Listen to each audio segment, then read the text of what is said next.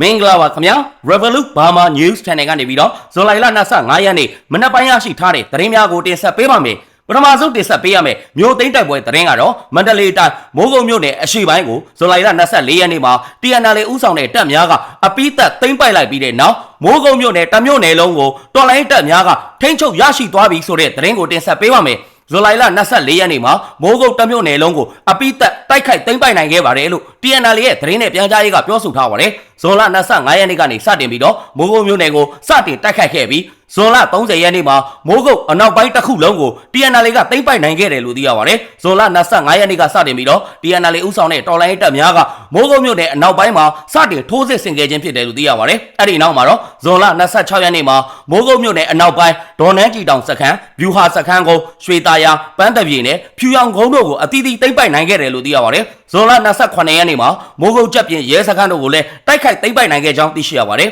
်ဇွန်လ28ရက်နေ့မှာပဲမိုးကုတ်မြို့အနောက်ပိုင်းစစ်ကောင်စီရဲ့အောင်တာယာနဲ့အာကာမိုးတပ်စခန်းတို့ကိုလည်းတိုက်ခိုက်သိမ်းပိုက်နိုင်ခဲ့တယ်လို့သိရပါတယ်စစ်ရေးအနေအထားအရမိုးကုတ်မြို့အနောက်ပိုင်းတချမ်းလုံးကိုဇွန်လ30ရက်နေ့မှာ TNL ဦးဆောင်တဲ့တော်လိုင်းတပ်များကအပိသက်ထိန်းချုပ်နိုင်ခဲ့ခြင်းဖြစ်တယ်လို့သိရပါတယ်အဲ့ဒီနောက်မှာတော့ဇွန်လ30ရက်နေ့ကစတင်ပြီးတော့ဇွန်လ24ရက်နေ့အထိမိုးကုတ်မြို့နယ်အရှေ့ပိုင်းမှာရှိတဲ့စစ်တပ်ရဲ့ဗျူဟာကုန်းအပေါ်ရဲစခန်းအချုပ်ထောင်တောင်ပေါ်ဇေဒီကင်းစခန်းမြို့ပတ်လည်ကင်းစခန်းလဲဦးအေးဇေဒီကြောက်သင်းမိုးတောင်ဗရမများဇေဒီတောင်ချမ်းမြေတာယာတောင်ကချင်ပန်းမှာဗမော်ရွာကင်းစခန်းအပါဝင်စစ်ကောင်စီရဲ့တပ်စခန်းများကိုတောက်လျှောက်သိမ်းပိုက်နိုင်ခဲ့ခြင်းဖြစ်တယ်လို့သိရပါတယ်ဇွန်လ24ရက်နေ့မှာတော့မိုးကုတ်အရှေ့ပိုင်းတစ်ခုလုံးကိုသိမ်းပိုက်ရရှိသွားပြီလို့သိရပါတယ်ဇွန်လ25ရက်ကနေဇွန်လ24ရက်နေ့အထိတလတာကာလအတွင်းမှာမိုးကုတ်တမြို့နယ်လုံးကိုသိမ်းပိုက်ရရှိသွားခြင်းဖြစ်ကြောင်းသတင်းရရှိပါတယ်ခင်ဗျာနောက်ထပ်တင်ဆက်ပေးရမယ့်တိုက်ပွဲသတင်းကတော့ရှမ်းပြည်နယ်မုံမိတ်မြို့မှာရှိတဲ့အကြမ်းဖက်စစ်ကောင်စီရဲ့ဗျူဟာကုန်းကို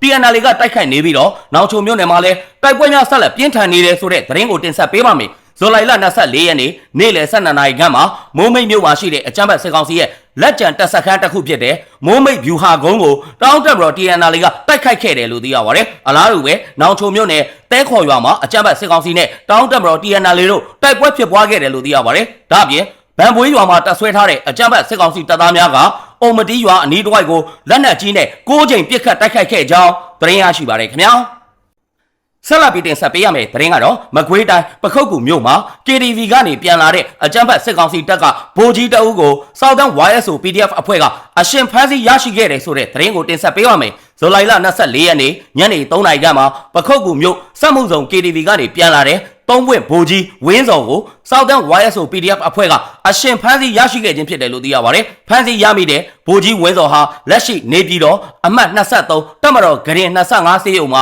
တပ်ရေးတပ်ထောက်အဖြစ်နဲ့တာဝန်ထမ်းဆောင်နေသူဖြစ်ပြီးတော့ပခုတ်ကူမြို့ကိုခွင့်ရနဲ့ပြန်လာသူဖြစ်တယ်လို့သိရပါတယ်။ဗိုလ်ကြီးဝင်းစော်ဟာဘာတာကဘာထူးမြို့အမှတ်စဉ်112မှာတင်တန်းဆင်းပြီးတော့လုံသက်24နှစ်ရှိသူဖြစ်ကမိခင်တိုင်ရင်ကတော့ကလောခလိုက်ရခွန်ဖြစ်ကြောင်းSouthern YSO PDF အဖွဲ့တာဝန်ခံကိုအောင်မောင်းကရှင်းပြထားပါတယ်။ဗိုလ်ကြီးဝင်းစော်ထံကနေပြီးတော့မှတ်ပုံတင်တစ်ခုလစာထုတ်ယူရန်အသုံးပြုတဲ့အင်းဝဘန် ATM ကတ်တစ်ခုရှာယန်125ဆိုင်ကယ်တစ်စီးငွေကျပ်6,800,000ကျပ်ပတ်ဆိုင်တစ်လုံးဘေးလွယ်တစ်လုံးနဲ့အုတ်ထုပ်တစ်လုံးတို့ကိုတင်စီရရှိခဲ့တယ်လို့သိရပါတယ်။အဲ့ဒီဖမ်းဆီးရမိတဲ့ဗိုလ်ကြီးဝင်းစော်ကိုစစ်တုံးပန်းဥပဒေအတိုင်းဖမ်းဆီးထိန်းသိမ်းထားပြီးတော့လိုအပ်တဲ့သတင်းအချက်အလက်များကိုစစ်ဆေးဆောင်ရွက်ရရှိတယ်လို့သိရပါတယ်။အဲ့ဒီဗိုလ်ကြီးမှာပစ္စတိုတနက်အတူတလက်ပါတယ်ဆိုပြီးတော့သတင်းရတဲ့အတွက်ဖမ်းဆီးခဲ့ခြင်းဖြစ်တယ်လို့ Southern YSO PDF အဖွဲ့ကတာဝန်ခံကိုအောင်မောင်းကဆက်လက်ပြောဆိုထားကြောင်းသတင်းရရှိပါတယ်ခင်ဗျာ။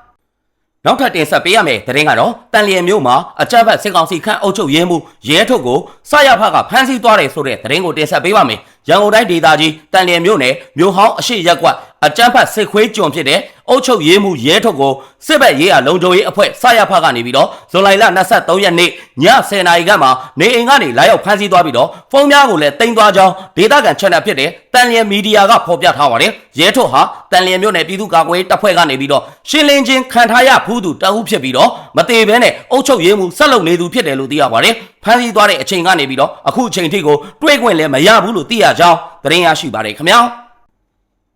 ဆက်လက်ပြီးတင်ဆက်ပေးရမယ့်သတင်းကတော့အကြမ်းဖက်စစ်ကောင်စီကဇူလိုင်လ24ရက်နေ့မနက်ပိုင်းကလောက်ကိုင်မြို့ကိုတတိယအကြိမ်မြောက်လေရင်နဲ့ဘုံကျဲခဲ့တဲ့အတွက်အရသာပြည်သူ2ဦးထိခိုက်ဒဏ်ရာရရှိခဲ့တယ်ဆိုတဲ့သတင်းကိုတင်ဆက်ပေးပါမယ် ဇွန်လ24ရက်နေ့မြန်မာစံတော်ချိန်မနက်7:45မိနစ်ကနေ4:45မိနစ်အတွင်းစစ်ကောင်စီကတတိယအကြိမ်အဖြစ်နဲ့လောက်ကိုင်မြို့ကိုထပ်မံဘုံကျဲတိုက်ခိုက်ခဲ့တယ်လို့သိရပါတယ်စစ်ကောင်စီရဲ့တိုက်လေရဲ့2စီးဟာကျင့်ရှမ်းချိန်ဒေသမူလ311ရင်ပြင်အနီးမှာရှိတဲ့လူနေရက်ကွက်များမှာဘုံလေးလုံးကျဲချခဲ့တယ်လို့သိရပါတယ်အခုလိုဘုံကျဲချမှုကြောင့်ဟိုတယ်များနဲ့အခြားအဆောက်အဦအများအပြားပျက်စီးခဲ့ရပြီးတော့အရသာပြည်သူ2ဦးထိခိုက်ဒဏ်ရာရရှိခဲ့တယ်လို့သိရပါတယ်ဇွန်လ14ရက်နေ့ကလည်းအကြမ်းဖက်စစ်ကောင်စီရဲ့လေတပ်ကလောက်ကိုင်မြို့ကိုပထမဆုံးအကြိမ်ဖြစ်တဲ့ဘုံကျဲခဲ့ပြီးတော့အရသာပြည်သူ2ဦးသေဆုံးခဲ့ရတယ်လို့သိရပါတယ်ဇွန်လ23ရက်နေ့မနက်3:03နာရီ18မိနစ်အချိန်အကြမ်းဖက်စစ်ကောင်စီရဲ့တိုက်လေယာဉ်များကလောက်ကိုင်မြို့ဈေးဟောင်းနေရာကိုဒုတိယအကြိမ်ဖြစ်တဲ့ဘုံကျဲချခဲ့တယ်လို့သိရပါတယ်အခုလိုဘုံကျဲချတဲ့အတွက်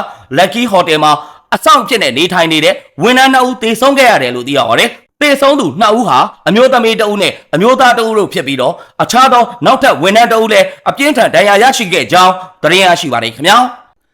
နောက်ထပ်တင်ဆက်ပေးရမယ့်အရေးကြီးသတင်းကတော့နေပြည်တော်မှာရှိတဲ့အာနာရှင်ဟောင်းတန်းရွှေနဲ့ထိတ်တန်းဗိုလ်ချုပ်ဟောင်းများနေထိုင်ရာ6လုံးတန်းကိုပြည်ပနဲ့မဆက်ဆံရန်အာနာသိန်းခေါင်းဆောင်မင်းအောင်လှိုင်ကကန့်သတ်ထားတယ်ဆိုတဲ့သတင်းကိုတင်ဆက်ပေးရမယ်အာနာရှင်ဟောင်းတန်းရွှေအပါအဝင်ရခိုင်စစ်အစိုးရထိတ်သီးခေါင်းဆောင်များနေထိုင်တဲ့နေပြည်တော်မှာရှိတဲ့တီးတန့်အိမ်6လုံးကိုပြည်ပနဲ့မဆက်ဆံရန်မင်းအောင်လှိုင်ကကန့်သတ်ထားတယ်လို့သိရပါတယ်ထိတ်တန်းဗိုလ်ချုပ်ကြီး6ဦးနေထိုင်ရာအဲ့ဒီအိမ်ယာမှာနေပြည်တော်ပုဗ္ဗသီရိမြို့နယ်တပြေကုန်းအဝိုင်းနဲ့ကြာပန်းအဝိုင်းကြားတော်ဝင်ရတနာလမ်းနဲ့ရာဇသင်္ကာဟလမ်းကြားတို့မှာတည်ရှိတယ်လို့သိရပါတယ်။အာနာရှင်ဟောင်းဗိုလ်ချုပ်မှုကြီးတန်းရွှေဒုတိယဗိုလ်ချုပ်မှုကြီးမောင်အေးတမရဟောင်းဦးသိန်းစိန်ဒုတိယတမရဟောင်းဗိုလ်ချုပ်ကြီးတင်အောင်မြင့်ဦးလွတ်တော်တမရဟောင်းဗိုလ်ချုပ်ကြီးသူရရွှေမန်းနဲ့ရွေးကောက်ပွဲကော်မရှင်ဥက္ကဋ္ဌဟောင်းဒုတိယဗိုလ်ချုပ်ကြီးတင်အေးတို့နေထိုင်တဲ့နေအိမ်များကို6လုံးတန်းလို့အများကခေါ်ဝေါ်ကြကြောင်းသိရှိရပါတယ်။ဦးသိန်းစိန်လက်ထက်ကနေအိမ်များအားလုံးကိုပတ်လန်းတွေကနေတစ်စစ်ဝင်ထွက်သွားလာနိုင်တယ်လို့သိရပါတယ်။သို့တော့တမရတက်တန်းကုံကနေအချိန်မှာဦးသိန်းစိန်က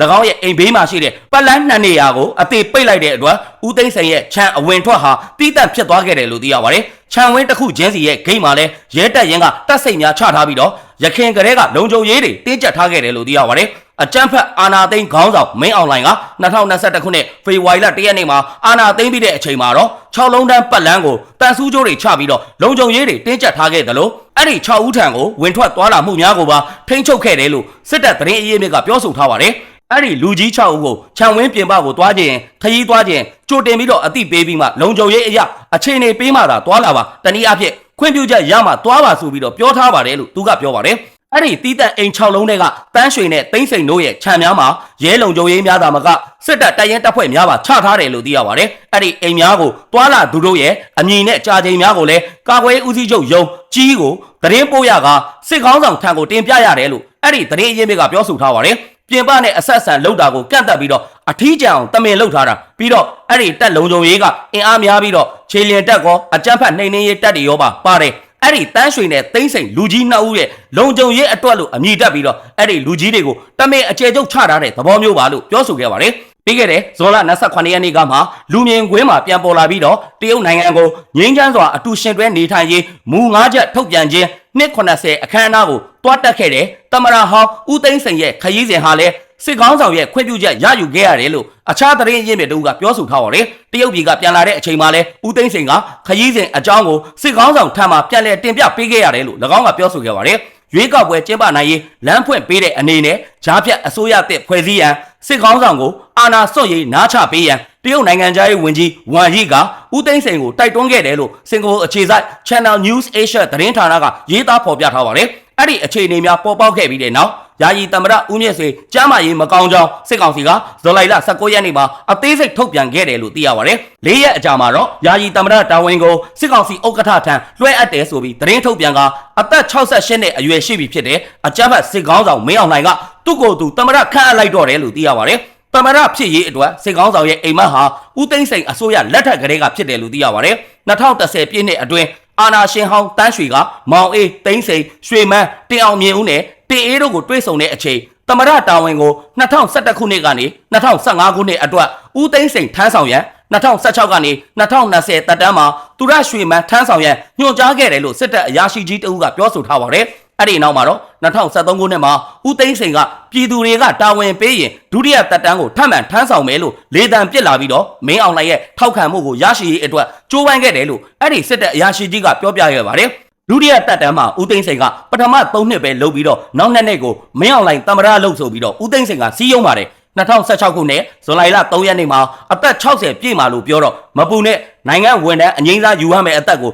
60ကနေ63ဆိုပြီးတော့ပြင်ပေးမယ်လို့သိန်းစိန်ကပြောကြားခဲ့တယ်လို့၎င်းကပြောပါတယ်အဲ့ဒီနောက်မှာတော့နိုင်ငံဝန်ထမ်းအငိမ့်စားယူရန်သတ်မှတ်ထားတဲ့အသက်ကိုပြင်ဆင်ရန်ကြိုးပမ်းခဲ့တော့လဲမအောင်မြင်ခဲ့ဘူးလို့သိရပါတယ်ဒါကြောင့်မင်းအောင်လှိုင်ကတက်ချုပ်များအသက်65နှစ်ပြည့်မှပြင်ဆင်ယူရမယ်ဆိုပြီးတော့အသက်ကန့်သက်ချက်ကိုပြင်ဆင်ပြီး2020ရွေးကောက်ပွဲအပြီးမှာသမ္မတလုပ်ရန်အသင့်ဆောင်ဆိုင်နေခဲ့တယ်လို့သိရပါတယ်သို့တော့မှန်းချက်နဲ့နှမ်းထွက်မကိုက်ပဲ2020ရွေးကောက်ပွဲများမှာအမျိုးသားဒီမိုကရေစီအဖွဲ့ချုပ် NLD ကသာအပြတ်အသတ်နိုင်ရသွားခဲ့တဲ့အခါမှာတော့မင်းအောင်လှိုင်ကအာဏာသိမ်းခြင်းဖြစ်တယ်လို့အဲ့ဒီစစ်တပ်အရာရှိဟောင်းကပြောဆိုခဲ့ပါတယ်အစာကလေးကသမ္မတဖြစ်ဖို့စိတ်ကူးရင်ထားတာရွေးကောက်ပွဲရလက်ကခွက်လာအောင်ရှုံးတော့သမ္မတမဖြစ်တဲ့အပြင်တက်ချုပ်ယာဒူးကပါတပ်ပြည့်ပင်စင်ယူရတော့မှာဒါကြောင့်မဲမတမာမှုကိုအကြောင်းပြပြီးတော့သူတင်ထားတဲ့ဒုသမ္မတကိုယာယီသမ္မတလှုပ်ခိုင်းကယာယီသမ္မတကနေပြီးတော့အရေးပေါ်အခြေအနေကြီးညာပြီးသူ့ကိုအာဏာအပ်တဲ့ပုံစံမျိုးလှုပ်တာအဲ့ဒီကလေးကသူအာဏာယူတာကိုတိုင်းပြည်ကသိသွားပါပြီလို့ပြောဆိုထားကြောင်းသတင်းရရှိပါတယ်ခင်ဗျာ